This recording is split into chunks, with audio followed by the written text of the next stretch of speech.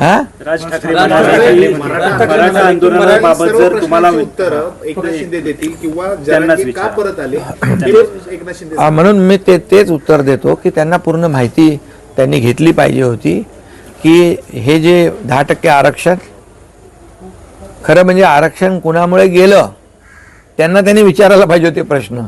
कसे फेल झालात तुम्ही, कसं तुम्हाला आरक्षण जे देवेंद्र जींच्या काळात सरकारने दिलं होतं ते तुम्ही हायकोर्टात आम्ही टिकवलं, परंतु तुम्ही का टिकवू शकले नाहीत असा प्रश्न उलट सुप्रीम कोर्टामध्ये विचारला पाहिजे होता त्यांना, तत्कालीन मुख्यमंत्री आणि त्यांच्या सरकारला.